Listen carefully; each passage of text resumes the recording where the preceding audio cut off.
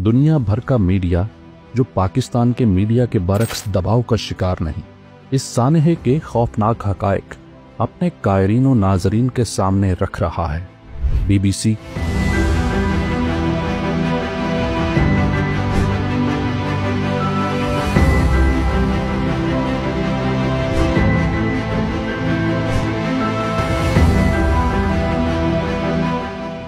Independent Urdu, guardian,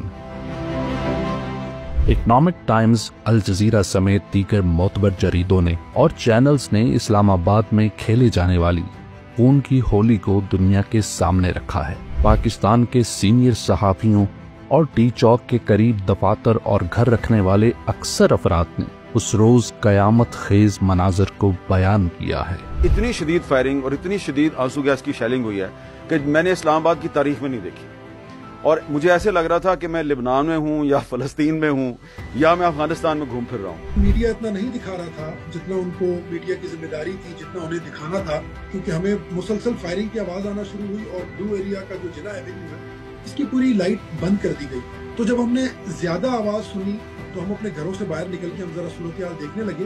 तो जब हम नीचे उतर के देखने लगे तो एक कयामत सुगरा का सा माहौल था। तहरीक इंसाफ के अलावा दीगर सियासी जमातों के रहनुमाओं के बयान से भी इस बात की तस्दीक होती है कि इस्लामाबाद में निहत्ते मुजाहरीन को कत्ल किया गया और जमहूरी पुरअमन मुजाहरे पर जंग की तरह हमला किया गया।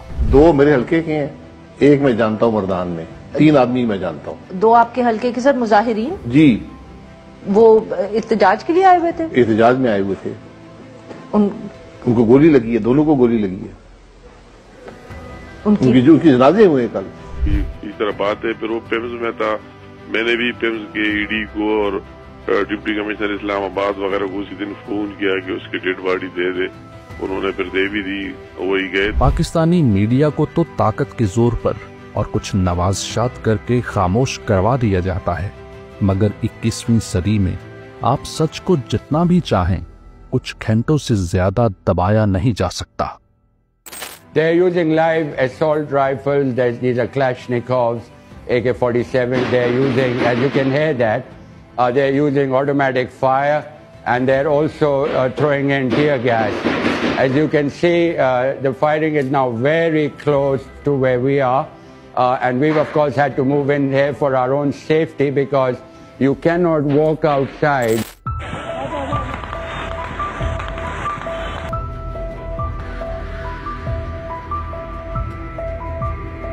The crackdown in last night, it was brutal, and hundreds of PTI supporters, they were arrested, and there are several people they are dead, and we are not sure about the numbers. They are conflicting claims. This is the fourth of their major protests. This was billed as a do or die mission. The government has shown that it's willing to, as you say, arrest hundreds, if not thousands, of PTI supporters. So we'll see what their next steps are. But so far, no signs of dialogue and no signs of either side backing down from their positions. BBC ने इस hospital के registers में उन जख्मियों का record देखा जिन्हें इस operation के दौरान गन शॉट वुंड्स के साथ यहां लाया गया।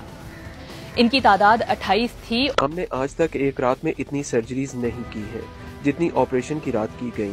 बाज जख्मी इस कदर तशवीशनाक हालत में आए कि उन्हें एनेस्थीसिया देने का इंतजार करने की बजाय हमें सर्जरीज शुरू करनी पड़ी। हमारे पास गुज़श्ता रात कम अज कम 45 और 55 के दरमियान ऐसे शहरी लाए गए जिन्हें गोलियां लगी थी। यहाँ पुलिस ने लाशों का पोस्टमार्टम करने से भी रोका।